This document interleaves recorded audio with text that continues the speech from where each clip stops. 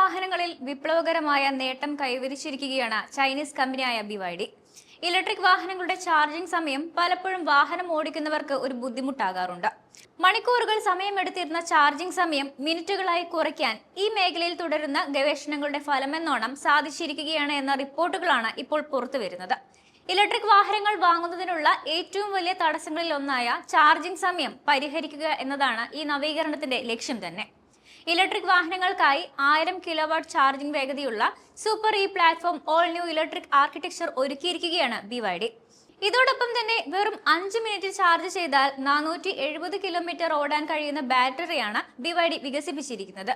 ഇതിന് Tesla നിർമ്മിച്ചിട്ടുള്ള V4 ചാർജറിനേക്കാൾ ഇരട്ടി വേഗത്തിൽ ചാർജ് ചെയ്യാൻ സാധിക്കുമെന്നാണ് നിർമ്മാതാക്കൾ അവകാശപ്പെടുന്നത്.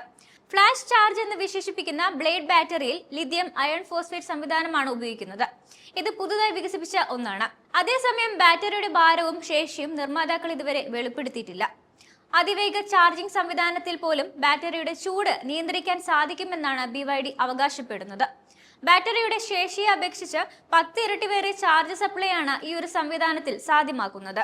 BYDയുടെ പുതിയ ഹാനൽ സെഡാൻ ടാങ് SUV മോഡലുകളിലായിരിക്കും ഈ പുത്തൻ സാങ്കേതിക വിദ്യ ആദ്യമായി നൽകുക. ഈ മോഡലുകൾ എത്തുന്നതിന് മുന്നോടിയായി ഫാസ്റ്റ് ചാർജിംഗ് സാധ്യമാകുന്ന 4000 അൾട്രാ സൂപ്പർ ചാർജിംഗ് സ്റ്റേഷനുകൾ ചൈനയിലുടനീളം സ്ഥാപിക്കുമെന്നാണ് BYD അറിയിച്ചിരിക്കുന്നത്. ഇലക്ട്രിക് വാഹന വിപണിയിൽ BYDക്ക് കൂടുതൽ കരുത്തേകുന്ന നീക്കമായാണ് ഇതിനെ വിശേഷിപ്പിക്കുന്നത്. ഉയർന്ന വേഗതയുള്ള മോട്ടോറുകളെ ഉൾക്കൊള്ളാൻ സൂപ്പർ പ്ലാറ്റ്ഫോമിന് സാധിക്കുമെന്നാണ് നിർമ്മാതാക്കളുടെ അവകാശവാദം. പുതുതായി എത്തുന്ന ടാങ് ഹാനൽ ഇലക്ട്രിക് മോഡലുകളിൽ റിയർ ആക്സിലിൽ 788 HP പവർ ഉൽപ്പാദിപ്പിക്കുന്ന മോട്ടറും മുന്നിൽ 312 HP പവർ ഉൽപ്പാദിപ്പിക്കുന്ന മോട്ടറുമാണ് നൽകുന്നത്. 1100 HP ആയിരുന്നു ഈ വാഹനങ്ങൾ ഉൽപ്പാദിപ്പിക്കുന്ന സംയോജിത കരുത്ത്.